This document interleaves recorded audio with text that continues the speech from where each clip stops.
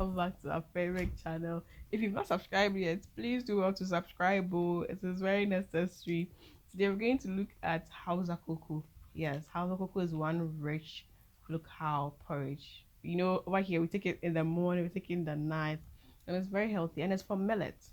It's basically from millet. So you just need to your millet. You need your ginger. You need your black pepper. You need your hwentia. You need your cloves, you need the local pepper, yes. And to kickstart, you need to wash your millet. Millet is very healthy, very healthy. There's one healthy cereal around here, and when there's a lot of husk in there, so you need to wash all of them off before you eat a lot of chaff. So you need to wash this so well about 2 or 3 times. And mind you, sometimes there are lots of stones and things in there. So you need to be careful so as you get rid of them before you chew stones in your cocoa. Be chewing, you be feeling something rough in there. So you need to wash this about 3 or 4 times to make sure that you get it clean, you get it without the chaff, and of course you get it well enough. Now once that is done, we're going to add in more water and we're going to soak this overnight. You want to soak this to soften the millet for you to be able to blend. Now let me chip in some of the health benefits you're going to get from millet. Now millet is rich in dietary fiber, which is both soluble and insoluble. So the soluble fiber in millet is what we call the prebiotic, which means that it supports good bacteria in your digestive system. So when it comes to how you digest food and all those ones, the insoluble one, which is a prebiotic, helps you in that one. And then they're saying that the fiber is also very good when it comes for adding bulk to your stool. So you don't want to have so many runny stomach or something, but sometimes your digestive system, your poo shouldn't be too runny either. So it helps you as well. And it helps prevent the risk of colon cancer. So if you're going to help your colons and your bowel, why won't you help yourself? So once I've soaked this overnight and it's softer, what I do is to rinse it again before I add in. And you realize I was rinsing it in my colander. The colander is going to help me take out the sand part because sometimes there are small sand particles in there. So when you use a colander, it's able to pass through that one. If you don't have, you could use a sieve which has a bigger mesh. Then of course I washed my local spices as well in my colander to also take away the dirt because sometimes it's exposed when it's being dried. Then I add in enough water. Sometimes people ask me, Ava, where are you the local spices? What do we do with them? So I always wash them. Yes. Then I blend it till it's very fine. You need to blend it till it's very fine. Because a lot of them is going to go away as chaff. And you don't want to waste your millet there. So yeah, this is one key thing to note. Make sure you blend it very well. So for me, I blend it for a longer period of time to get it very fine. And as you're blending, you can be pausing it so you don't stress your blender up. And you can always add in a little bit of water. I don't use too much water. If you use too much water, it's going to be too loose and it's not going to come out too fine. So you could just sieve it over your strainer. It works. I do that at times.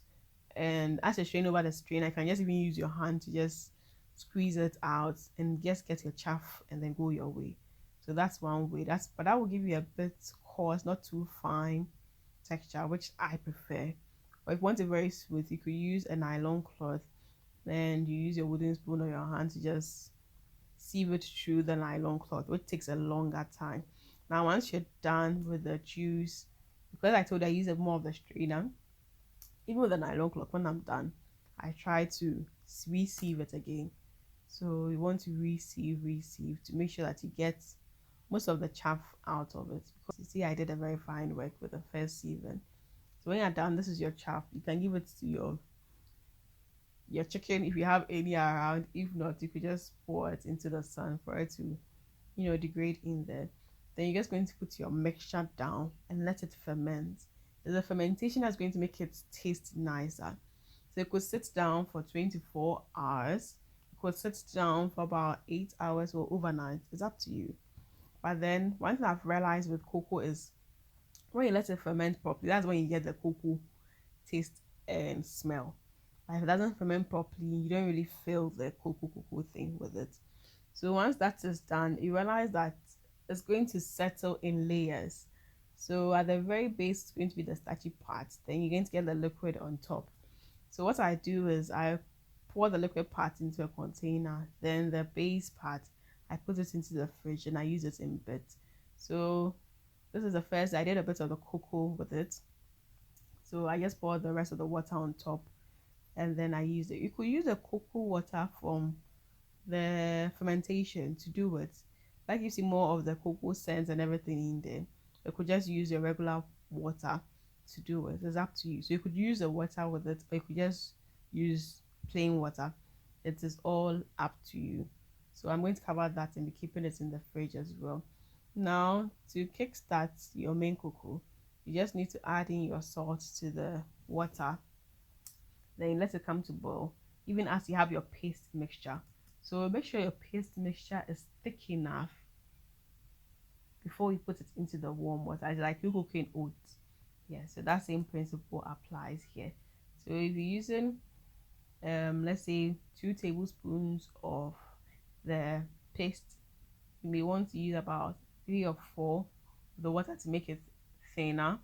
Then you could just put about the same part of water into your pan and let it come to boil, and then you cook it beautifully. So once the water is boiling, that is when you introduce it in here. Do this over low heat, because if you do high heat, and cocoa is not supposed to be overly cooked.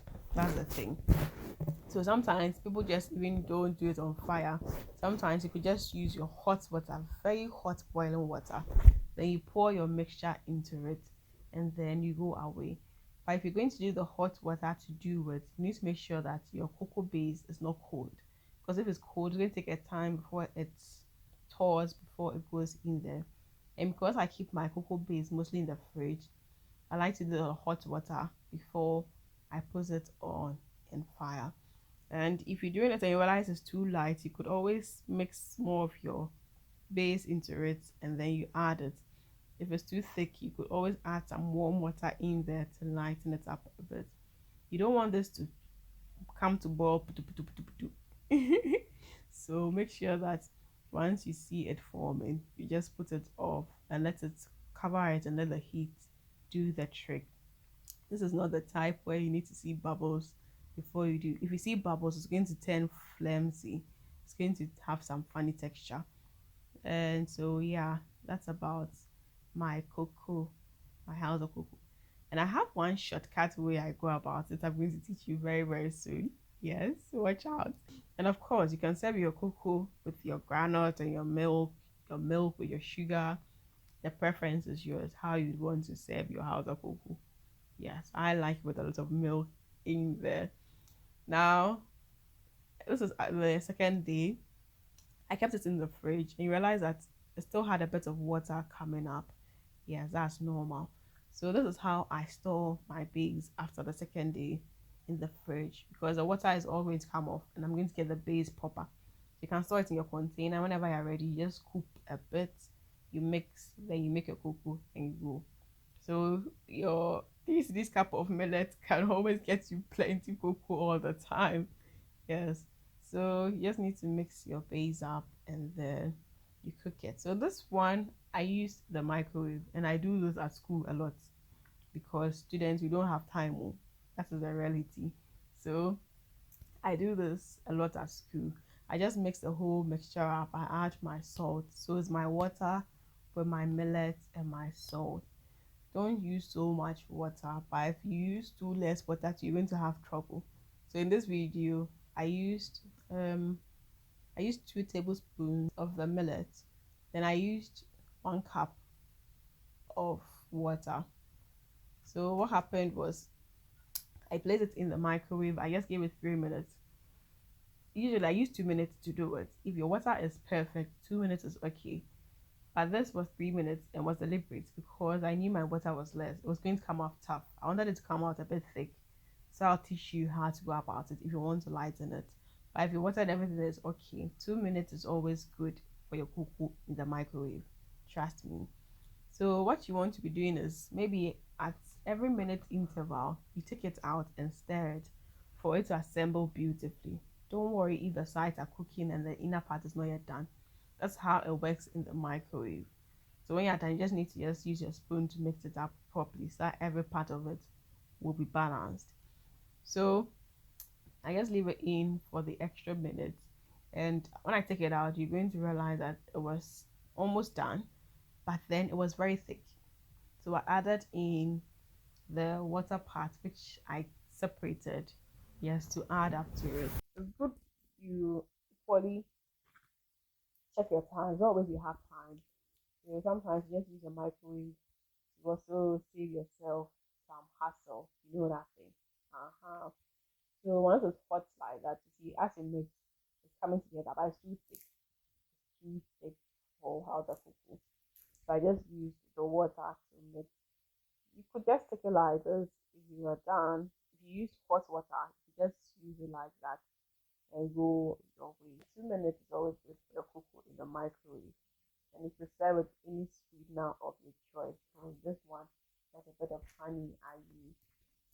And the last thing I'm going to leave you with is another way to preserve your cocoa mixture. So for me, if you don't want to keep it wet and moist, you could also spread it out in your tray and dry it. When you dry, the beauty about that one is that you can keep it for longer.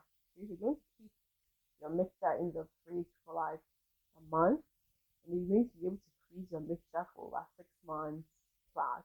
When you dry it, my God, you can keep it like a year. So that one you just need to spread it out in your tray, sun dry it, and then when it's dried, it can even dry it inside, but inside will take a bit of time. When it's dried, you realize it's going to have this patch and this stuff. So you need to nail it to make it smoother. And that is all that is there. So yeah, you could do this and keep for the family if you're a serious football fan and you don't have so much time to be wasting. Sweetheart, you could just do the cocoa flour and keep it there. It's safer to do this than to buy in the market because these days a lot of adulteration goes on in there. They are mixing stuff with everything you sell. So you need to be careful the things you buy out there. I always prefer you do it yourself because it's simple to do. And I've taught you different ways to go about this.